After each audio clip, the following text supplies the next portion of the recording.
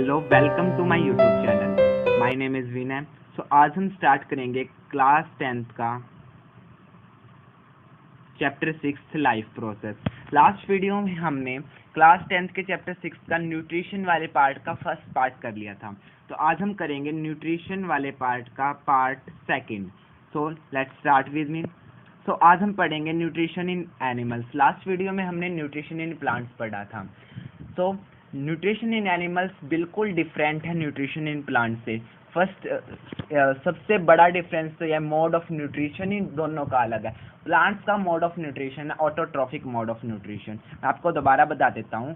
Autotrophic mode of nutrition में क्या होता है कि प्लांट्स अपना खाना खुद बनाते हैं, या जो ऑर्गेनिजम्स है जो ऑटोट्रॉफिक है वो अपना खाना खुद बनाते हैं। बट जो एनिमल्स है जो आज हम पढ़ेंगे वो है हेटरोट्रॉफिक मोड ऑफ न्यूट्रिशन, कि जो कोई भी ऑर्गेनिजम्स है लाइक ह्यूमन, वो क्या है दूसरों पे डिपेंड्स होते हैं अपने खाने के लिए। तो आज हम पढ़ेंगे nutrition in animals. So let's start with me. सबसे पहले हम जो पुराना जो है वो एक बार रिवाइज कर लेते हैं। सबसे पहले 3 टाइप्स के एनिमल्स हमने कल पढ़े थे जो कि होलोजोइक न्यूट्रिशन जो है करते हैं। वो होते हैं herbivorous, carnivorous and omnivorous. 3 types के हर्बीवोरस ऑर्गेनिजम्स वो होते हैं, हर्बीवोरस ऑर्गेनिजम्स या एनिमल्स वो होते हैं जो कि अपना फीड या अपना खाना जो कि प्लांट से लेते हैं। यानी जो अपना खाना, जैसे कि कोई फ्रूट खा लिया, जैसे कि जिराफ है वो क्या खाता है, वो लीव्स खाता है। जैसे और क्या हो गया, हमारा रैबिट हो गया, वो भी प्लांट्स ही खाता है। सेकंड है कार्निवोरस। कार्निवोरस वो एनिमल्स होते हैं जो ओनली फीड करते हैं दूसरे एनिमल्स को। वो ऑर्गेनिजम्स जो कि दूसरों को खा सकते हैं ओनली। जैसे कि क्या हो गया, लोयन हो गया, वो हमेशा क्या है डियर को या मीट को खाएगा, वो कभी घास या फिर जो प्लांट्स है वो उनको कभी नहीं खाएगा। थर्ड जो कैटेगरी है वो होती है ओमनिवोरस की। अब ओमनिवोरस क्या है? ओमनिवोरस क्या है, जो करता है फीड इन दोनों को, प्लांट्स को भी फीड कर सकता है, एनिमल्स को भी फीड कर सकता है। लाइक डॉग, क्या डॉग को हम चपाती भी डाल सकते हो, चपाती भी खा लेता है, या फिर डॉग कभी मीट भी खा लेता है। तो डॉग क्या हो गया, omnivorous. Like some humans are also omnivorous, की ह्यूमन जो है वो non vegetarian and also vegetarian. So that's why क्या है कि 3 टाइप्स ऑफ एनिमल्स प्रेजेंट करते हैं। नेक्स्ट है, अब हम स्टार्ट करेंगे अपना न्यूट्रिशन वाला पार्ट। न्यूट्रिशन, जब process of nutrition in human beings या फिर किसी भी ऑर्गेनिजम्स में, क्या जो ऑर्गेनिज्म है, चाहे वो कॉम्प्लेक्स ऑर्गेनिज्म चाहे वो सिंपल ऑर्गेनिजम्स है, यूनिसेलुलर या मल्टीसेलुलर, सब में टोटल 5 टाइप्स की प्रोसेसेस होती है। अब उन प्रोसेसेस के बारे में हम पढ़ेंगे one by one. First process है इंजेशन। अब इंजेशन का क्या मतलब हुआ? इंजेशन का मतलब है इंजेक्ट करना। वर्ड से ही पता लग रहा है कि intake of food, intake of food, क्या हमने खाने को खाया, तो वो क्या होता है इंजेशन। फर्स्ट प्रोसेस क्या है कि अब हमें कुछ न्यूट्रिशन लेना है, तो सबसे फर्स्ट क्या हम खाने को खाएंगे। ऐसा तो नहीं है कि पहले इजेक्ट करेंगे, उसका इंजेशन करेंगे, एब्जॉर्प्शन करेंगे, फिर उसके बाद खाना खाएंगे। फर्स्ट क्या हम खाने को अपने अंदर ही ले जाएंगे। तो इसका एग्जांपल क्या हो जाएगा ह्यूमन बीइंग में, जैसे कि हम ईटिंग करते हैं, कुछ भी खाया हमने, कुछ भी खाया तो क्या हो जाएगा इंजेशन। सो नेक्स्ट है डाइजेशन। अब डाइजेशन क्या होगा? सिंपल है, break down of food, break down of food. क्यों? ताकि वो एब्जॉर्ब हो पाए, क्योंकि कॉम्प्लेक्स फूड खाया तो हमारी बॉडी इतनी एबल नहीं है कि वो कॉम्प्लेक्स फूड को डाइजेस्ट कर ले। तो क्या होगा, एब्जॉर्ब कर ले। तो क्या है, वो छोटे छोटे टुकड़ों में तोड़ दिया जाए ताकि वो आगे एब्जॉर्ब हो पाए। अब नेक्स्ट प्रोसेस आगे थर्ड, एब्जॉर्प्शन। अब एब्जॉर्प्शन क्या है, जो भी उसके अंदर न्यूट्रिएंट्स है like carbohydrate, fats, protein, vitamin, minerals, कुछ भी है, तो क्या है उनको हमारी सेल्स जो है एब्जॉर्ब कर लेती है। अब क्यों करती है वो आता है नेक्स्ट में। एसिमिलेशन। एसिमिलेशन क्या होता है कि जो भी हमने फूड जो है एब्जॉर्ब किया है उसको हर एक सेल तक पहुंचाना। जो एब्जॉर्ब फूड है टेकन बाय बॉडी सेल्स, जो बॉडी सेल्स है उसको रिसीव कर लेते हैं। देन वो क्या किस चीज़ के लिए यूज होता है? For energy, growth and repair के। जो हमारी सेल्स है या हमारी बॉडी है उसके एनर्जी के लिए, उसकी ग्रोथ के लिए एंड उसकी रिपेयर के लिए क्या होता है उसका, अब जो हमारा एब्जॉर्ब फूड है, न्यूट्रिशन, जो हमारे न्यूट्रिएंट्स है उसका फंक्शन। देन है इजेशन। अब इजेशन क्या हो गया?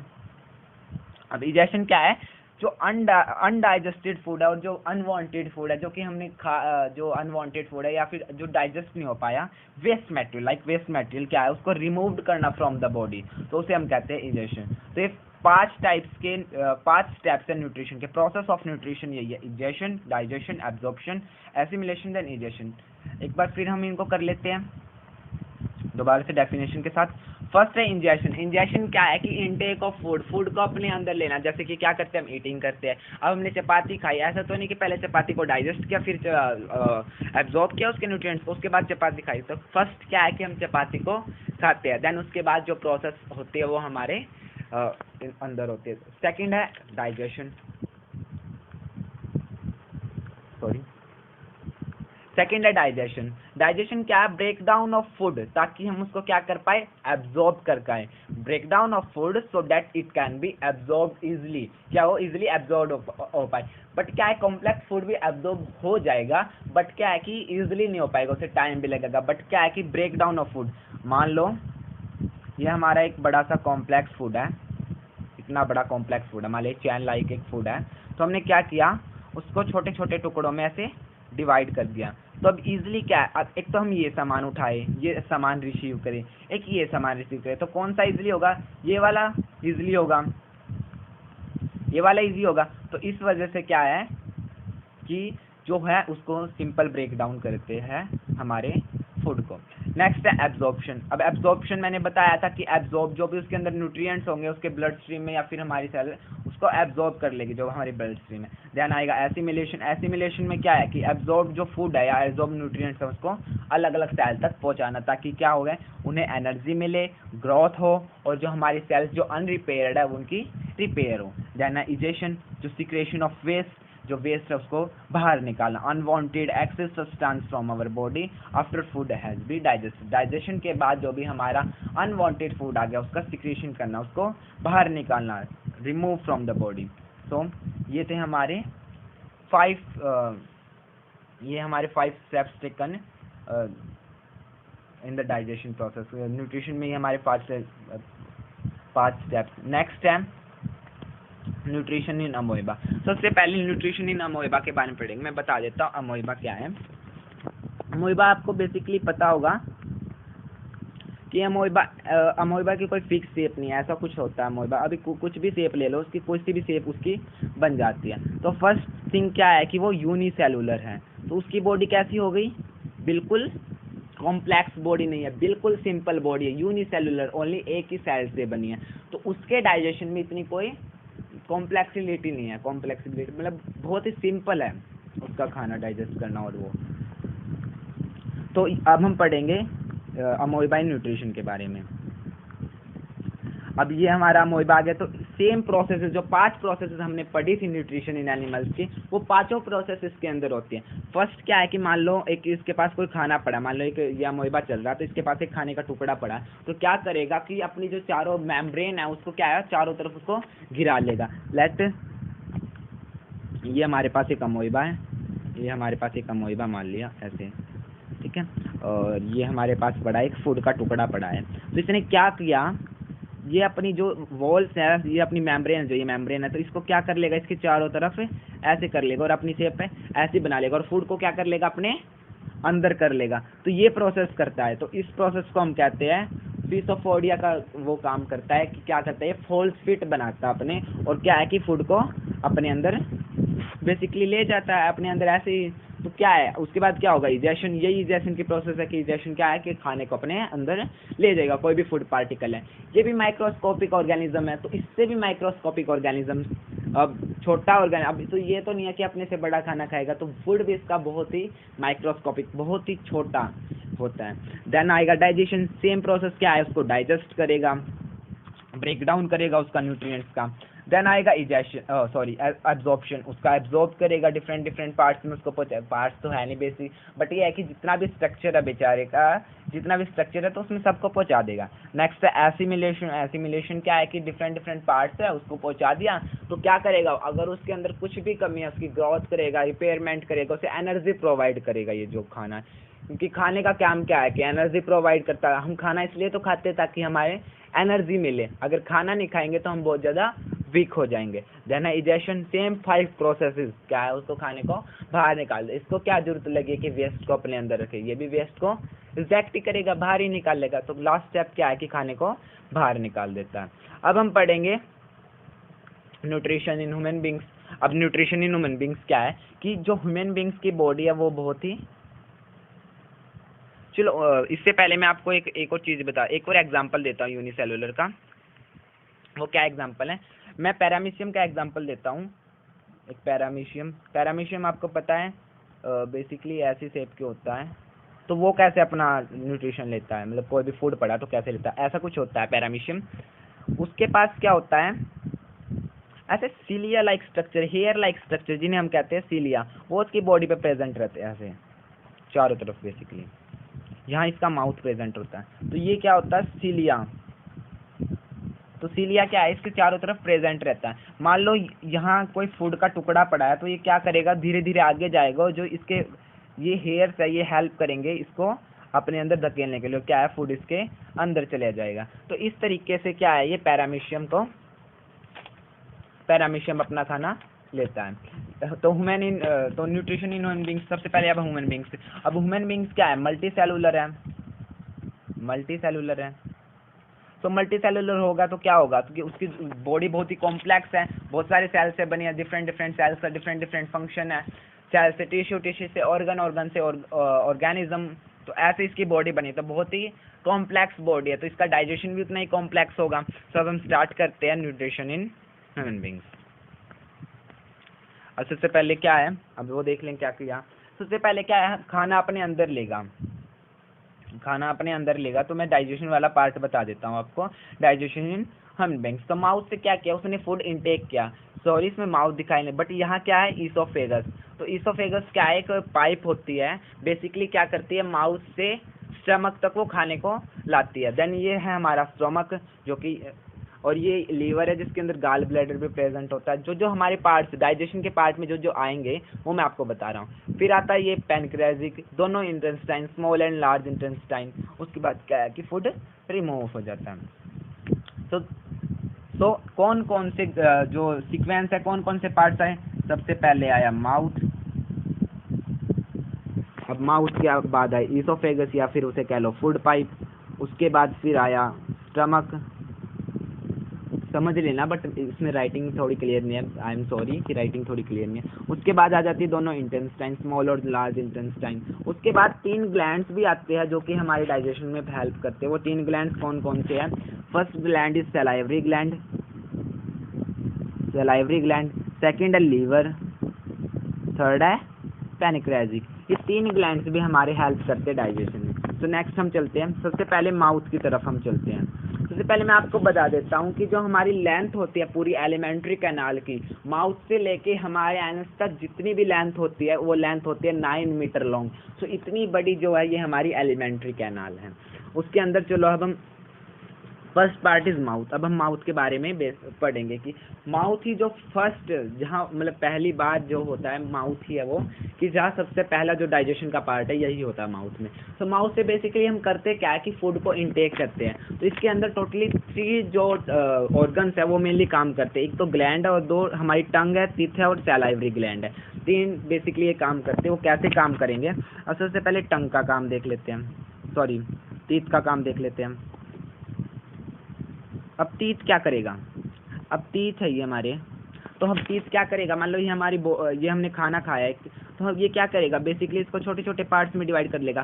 पर कंप्लीट तो डाइजेशन, ये फिजिकली डाइजेशन होगा, मतलब ये क्या है फिजिकली डाइजेस्ट होगा कि एक छोटा है मतलब एक पेपर लिया हमने तो उसको क्या ऐसे फाड़ दिया, तो क्या हुआ, वो एक तो उसको जलाना तो वो हो गया केमिकली, बट क्या है कि सिंपली हमने हाथ के साथ उसे फाड़ दिया या फिर कुछ ऐसे कर लिया तो वो क्या होगा फिजिकली डाइजेशन या कि फिजिकल चेंज। तो ऐसे ही फिजिकली डाइजेशन करता है हमारा टीथ। तो नेक्स्ट आता फिर टंग। अब टंग का आपको पता है कि टंग का क्या काम होता है। अब टंग, ये हमारी टंग होती है तो इसके हर यहाँ क्या होता है टेस्ट होते हैं, तो इसके 2 काम होते हैं, टेस्टिंग का काम होता है और दूसरा होता है रोलिंग का काम। क्या है कि फूड को अंदर धकेलता है ताकि फूड क्या है अंदर जाए, ग्लैंड के पास जाए, देन इसोफेगस देन स्टमक अंदर जाए। तो क्या करता है ये रोलिंग का काम करता है टेस्टिंग के साथ साथ। थर्ड आ गया हमारा, थर्ड एंड मोस्ट इम्पोर्टेंट जो है वो होता है ग्लैंड। तो हमारे अंदर सैलाइवरी ग्लैंड है जो कि 3 जगह प्रेजेंट रहता है, 2 हमारे अपर जा में और एक थोड़ा नीचे प्रेजेंट रहता है, जा से नीचे। तो 3 जगह सैलाइवरी ग्लैंड प्रेजेंट रहता है। तो सैलाइवरी ग्लैंड क्या करता है? अब सैलाइवा तो आपने पता ही होगा, बेसिकली एक वाटरली लिक्विड जो कि हमारे हमारे मुंह में हमेशा प्रेजेंट रहता है। तो इसका क्या काम होता है? एक तो बेसिकली इसका एक तो होता है, ये क्या काम होता है कि जो सैलाइवा होता है वो फूड के साथ मिलके फूड को स्वेलो करता है, उसको फुलाता है ताकि वो अंदर अच्छी तरह से जा पाए। तो उसे क्या है, थोड़ा सा मतलब वाटर लिक्विड है सैलाइवा, तो क्या करता है, इसके अंदर एक एंजाइम प्रेजेंट होता है जिसे हम कहते हैं सैलाइवरी एमल। ये एक एंजाइम इसके अंदर प्रेजेंट होता है हमारे सैलाइवा के अंदर। अब इसका फंक्शन देख लो, सैलाइवरी एमल्स आया तो बहुत सारा फंक्शन होगा, एंजाइम है सैलाइवरी एमल्स। तो ये क्या करता है, सबसे पहले जो एक्ट करते हैं, जैसे सबसे पहले किस पे एक्ट किया जाता है, कार्बोहाइड्रेट्स पे या स्टार्च पे सबसे पहले एक्ट किया जाता है। सैलाइवरी ग्लैंड के द्वारा जो सैलाइवरी एमल्स उसने एंजाइम छोड़ा है वो एक्ट करेगा स्टार्च पे फर्स्ट। तो क्या करेगा, वो स्टार्च को कन्वर्ट कर देगा सिंपल शुगर में स्टार्च को चेंज कर देगा। अब कैसे, देखो मान लीजिए हमारे पास एक फूड का टुकड़ा है, ये हमने एक फूड का टुकड़ा खाया। अब क्या करेगा, ये है हमारी स्टार्च है, तो इसको ये क्या कर देगा, छोटे छोटे टुकड़ों में डिवाइड कर देगा। तो ये क्या हो जाएगा, सिंपल शुगर में। बट अभी कंप्लीट डाइजेशन नहीं, इनकम्प्लीट डाइजेशन ही हो गई। बट क्या है कि बेसिकली कार्बोहाइड्रेट जो स्टार्च है उसका डाइजेशन यही होता है और कहीं स्टार्च का डाइजेशन नहीं होता। तो क्या है कि फूड यहाँ डाइजेस्ट हो जाता है। चलो मुझे एक बात बताओ, जब आप ब्रेड खाते हो तो यू नो कि ब्रेड में कार्बोहाइड्रेट्स होता है, क्या है कि उसके अंदर स्टार्च प्रेजेंट होगा। तो क्या है कि आप जब उसको खाते हो तो वो मीठा मीठा लगता है। ऐसा क्या रीजन है कि वो मीठा लगेगा? हाँ, कमेंट प्लीज। तो क्या होगा कि देखो, चलो छोड़ो, क्या होगा कि अब क्या आएगा, हमने पढ़ा है कि स्टार्च को जो सैलाइवरी एमल्स है स्टार्च को कन्वर्ट करता है सिंपल शुगर में, या बेसिकली शुगर मीठी होती है। तो जब हम ब्रेड को खाते हैं, ब्रेड के अंदर स्टार्च है, तो उस ब्रेड को क्या है, वो छोटे छोटे टुकड़ों में जब बांटेगा तो हमें क्या है कि शुगर की तरह मीठा लगने लगता है। तो ये रीज़न है कि जब हम कुछ भी खाते हैं कार्बोहाइड्रेट या कुछ भी, तो हमें हल्का हल्का मीठा लगता है। तो देन ये तो हमारे माउथ में टंग, टूथ एंड सैलाइवरी ग्लैंड तीनों का फंक्शन समझ में आ गया। बस एक ही एंजाइम है सैलाइवरी एमल्स जो एक्ट करता है स्टार्च पे, स्टार्च को कन्वर्ट करता है सिंपल शुगर में। टंग का काम है टेस्टिंग एंड रोलिंग का, टीथ का काम है चीविंग का, फिजिकली डाइजेशन चीविंग, जब हम खाना खाते हैं तो उसे चीव करते हैं, छोटे छोटे टुकड़ों में से तोड़ देता है। जैसे कि हम किसी भी पेपर को फाड़ दिया, तो ऐसे ही ये काम करता है कि हमारी रोटी या हमने जो खाई है उसको क्या है, छोटे छोटे टुकड़ों में फाड़ देना।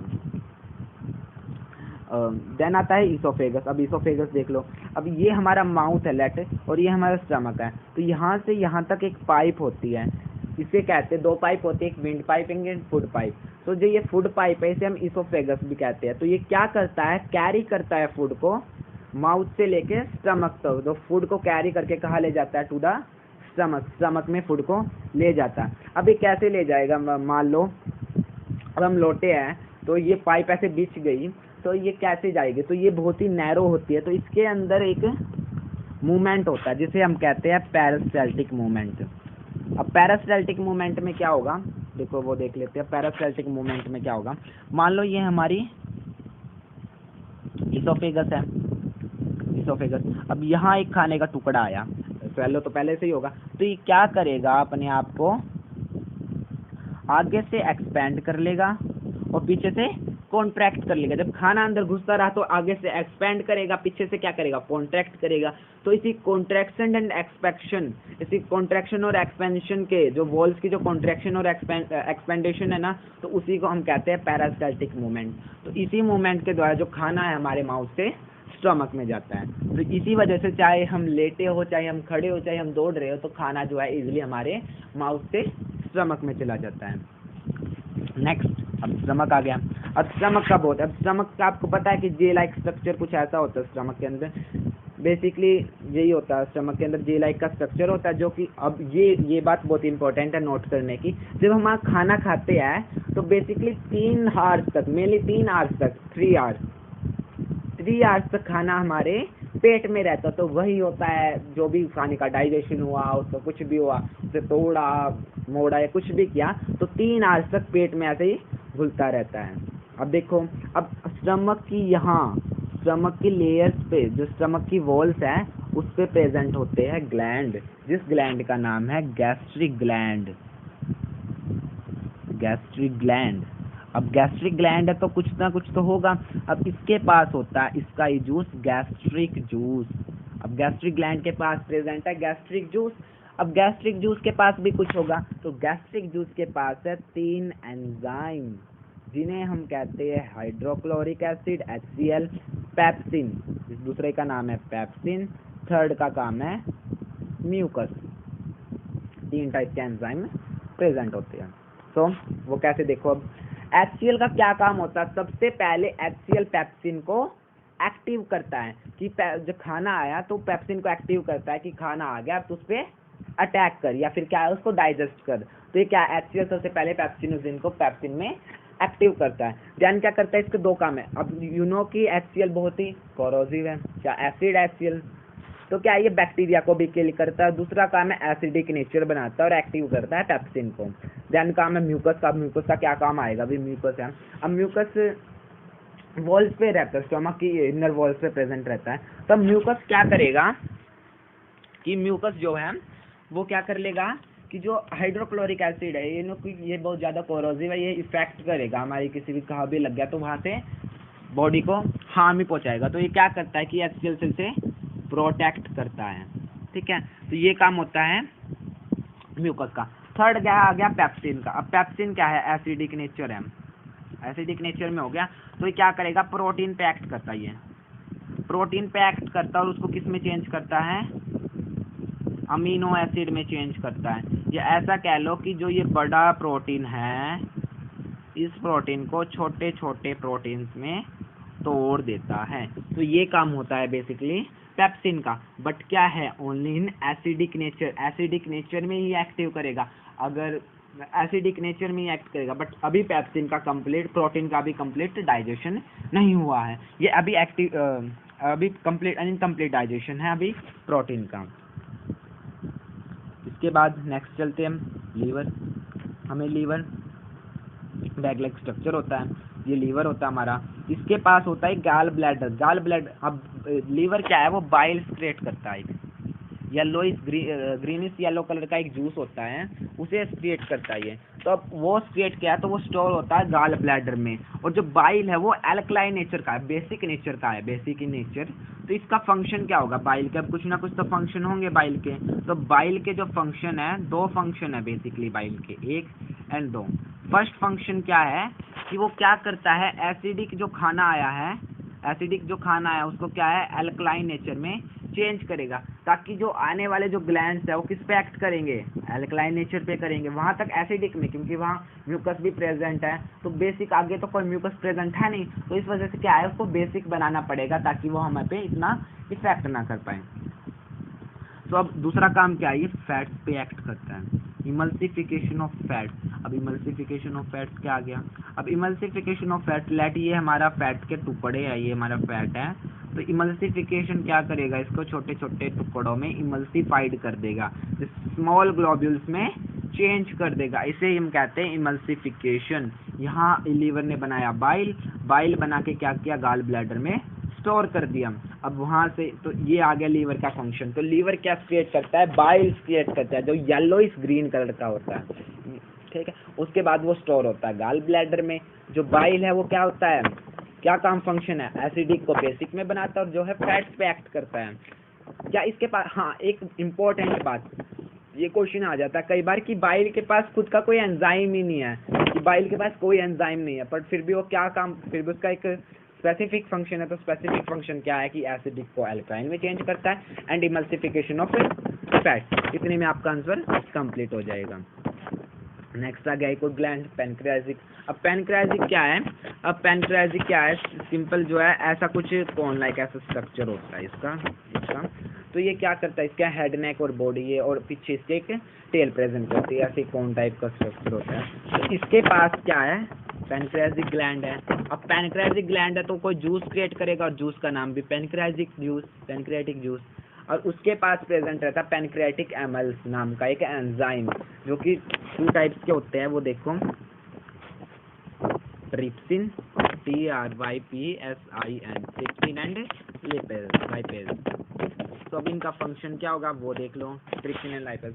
तो ट्रिप्सिन है वो क्या करता है, दोबारा से प्रोटीन पे एक्ट करता है। अब प्रोटीन पे क्या एक्ट करेगा वो, बट क्या है, अल्कलाइन नेचर में करेगा, क्योंकि वहाँ एसिडिक नेचर में हो चुका है प्रोटीन का डाइजेशन। तो यहाँ क्या होगा, अल्कलाइन नेचर में क्या होगा, प्रोटीन का डाइजेशन होगा। तो यहाँ दोबारा से प्रोटीन का डाइजेशन होगा। जैसे कि क्या है कि वहाँ इतने दो दो टुकड़ों में बट गई थी प्रोटीन जो अमीनो एसिड था, तो यहाँ क्या होगा, इनको और छोटे छोटे टुकड़ों में डिवाइड कर दिया जाएगा। तो इस तरीके से प्रोटीन का कंप्लीट डाइजेशन ट्रिप्सिन द्वारा किया जाता है इन अल्कलाइन नेचर। सिंपली ऐसे ही लाइपेज का होता है। अब लाइपेज में क्या है कि जो इमल्सिफाइड जो फैट था, इमल्सिफाइड फैट है, अब उसको तोड़ तोड़ के किस में चेंज कर दिया जाता है, फैटी एसिड में चेंज किया जाता है एंड ग्लिसरॉल में चेंज किया जाता है। जो भी है इन दोनों को, इमल्सिफिकेशन फैट को इन दोनों चीज़ों में चेंज किया जाता है। सो नेक्स्ट आ गए हमारी दोनों इंटेस्टाइन। अब इनका क्या फंक्शन, हाँ एक सबसे इम्पोर्टेंट बात है, इसे नोट करने की बात है कि हमने देखा कि जो अंदर वाली जो ये कोइल्ड ये ट्यूब सी है, इसको तो हमने कहा स्मॉल इंटेस्टाइन, बट दिखने में तो ये दिखने में भी लंबी लग रही है। और दूसरा है जो ये मोटी सी पाइप है छोटी सी, इसको हमने कहा लार्ज इंटेस्टाइन। ऐसा क्यों है, तो क्या किया बेसिकली, जो जिसने बनाया हमारी बॉडी को, जिसने नाम रखे, तो उसने क्या किया, वैसे हम बेसिकली क्या देखते हैं कि मान लो एक मोटा लड़का, एक लंबा पतला लड़का, जो पतला है बेसिकली वो लंबा है, मोटा है वो बेसिकली छोटा। मान लो लेट क्या वो छोटा है, मैथ यूज कर लो थोड़ी कि लेट करो कि वो छोटा है वो बड़ा है। और हम किसको लंबा कहेंगे, जो लंबा है, चाहे वो पतला हो चाहे मोटा हो चाहे कैसा ही हो, लंबा किसको कहेंगे, जो लंबा है, इन हाइट में जो लंबा है। बट इनमें क्या होता है, हाइट को ना देख के उनकी विड्थ को देखा जाता है, विड्थ को देख के इनके नाम दिया गया। तो width of small intestine is very narrow, जो इसकी विड्थ होती है वो बहुत ही पतली होती है। But width of large intestine is enlarge, उसकी जो विड्थ है वो बहुत ही चौड़ी है, इस वजह से इनको नाम दिए गए small intestine and large intestine. ये समझ में आ गया। स्मॉल इंटेस्टाइन का क्या काम होता है, और स्मॉल इंटेस्टाइन जो है, सबसे पहली बात ये है last site of digested food, या कि यही लास्ट साइट है। यहाँ क्या होता है, फूड का एब्जॉर्प्शन होता है। अब क्या आ गया, इंजेक्शन भी आ गया, फिर डाइजेशन भी हो गया, अब एब्जॉर्प्शन भी होगा ना, तो एब्जॉर्ब होकर फिर ट्रांसपोर्टेशन वाले में एसिमिलेशन, देन क्या होगा, इजेशन होगा लास्ट में, तो ये एक्सक्रीशन में इजेशन होगा। तो इस तरीके से क्या है कि ये सारे फंक्शन से होते हैं। बट कितना कॉम्प्लेक्सिटी, कितनी कॉम्प्लेक्स, मतलब कितना जटिल प्रक्रिया है, कितनी हार्ड प्रोसेस है ये देखो। बट सिंपल ऑर्गेनिज्म इतनी बड़ी प्रोसेस नहीं थी। तो अब क्या है कि हम पढ़ते स्मॉल इंटेस्टाइन के बारे में। अब स्मॉल इंटेस्टाइन क्या है, ये हमारी स्मॉल इंटेस्टाइन लटकी है, हमारी स्मॉल इंटेस्टाइन है। तो अब इसने क्या किया कि जो हम खाना आया, जो इसकी वॉल्स है, उसकी वॉल्स ने क्या किया, जो ग्लैंड्स इसकी वॉल्स पे प्रेजेंट रहते हैं उन्हें उसको एब्जॉर्ब किया, जो भी जूस क्रिएट करना हो करके उसको एब्जॉर्ब किया, ताकि फूड है वो पूरी बॉडी तक जाए। तो यहाँ लास्ट डाइजेशन होता है। तो इस वजह से क्या होता है, यहाँ basically last site of digestion है, तो यहाँ डाइजेशन कंप्लीट हो जाता है। अब नेक्स्ट ये क्या होता है, अब ये नई चीज़ क्या आ गई, विली। अब ये विली क्या होता है, जो हमारी ये स्मॉल इंटेस्टाइन है, इसके ऊपर ऐसे फिंगर लाइक प्रोजेक्शन बने रहते हैं, फिंगर लाइक प्रोजेक्शन, ऐसे फिंगर की तरह प्रोजेक्शन होते हैं। हाँ, तो ऐसे फिंगर की तरह प्रोजेक्शन होते हैं। तो ये क्या हेल्प करते हैं, ये तो देखो क्या बना दिया इसने। तो इसका क्या काम होता है कि ये जो, अब ये बताओ कि हमारे पास एक तो है छोटा सा एरिया, एक ज़्यादा एरिया, तो हम ज़्यादा सामान किस में रख पाएंगे, बड़े एरिया में। तो यही है कि ये एरिया को इंक्रीज करता है ताकि ज़्यादा से ज़्यादा फूड एब्जॉर्ब हो पाए। जितना ज़्यादा फूड एब्जॉर्ब होगा उतनी हमारे लिए अच्छा ही बात है। तो ये क्या करता है कि जो है ये करता है फूड को इंक्रीज एरिया करता है हमारी स्मॉल इंटेस्टाइन का, ताकि जो है फूड ज़्यादा एब्जॉर्ब हो पाए। अब एक तो ये सिंपल लाइन है, एक ये लाइन है, तो किसमें कौन सी बड़ी लाइन है, ये कोइल्ड वाली बड़ी लाइन जो villi like finger like structure है। तो इस वजह से क्या फंक्शन है विली का, विली फिंगर लाइक प्रोजेक्शन होती है जो कि सरफेस एरिया को इंक्रीज करती है ताकि एब्जॉर्प्शन ऑफ फूड इंक्रीज हो पाए। तो ऐसी कुछ विली लाइक स्ट्रक्चर हमारी बॉडी पे प्रेजेंट रहती है। दोबारा चलो, हमारी लार्ज इंटेस्टाइन का क्या काम होता है। लार्ज इंटेस्टाइन का इतना बेसिकली कुछ काम नहीं है, बट क्या काम है उसका वो देखेंगे। लार्ज इंटेस्टाइन में जो खाना बच गया, अब अनडाइजेस्टेड फूड जो रह गया, जो डाइजेस्ट नहीं हुआ, जो एब्जॉर्ब नहीं हुआ, तो उसमें से तो कुछ इंपॉर्टेंट मिनरल्स है, वाटर, एक्सेस वाटर, तो उसको क्या कर लेगा, वो एब्जॉर्ब कर लेगा और जो बॉडी में कहीं पहुंचाना तो पहुंचा देगा। देन क्या है कि रेक्टम एनस से वो क्या है हमारी बॉडी से बाहर निकल जाएगा, जो भी हमारा वेस्ट है इजेक्शन हो जाएगा। देन अपेंडिक्स का कोई इतना मेन फंक्शन नहीं होता, आजकल की जो जनरेशन है उसमें अपेंडिक्स शायद रहता भी नहीं है। तो ये सब थे हमारे फंक्शन, ये वीरी का मैंने बारे में बताया। अब दोबारा से हम पढ़ लेते हैं एक बार।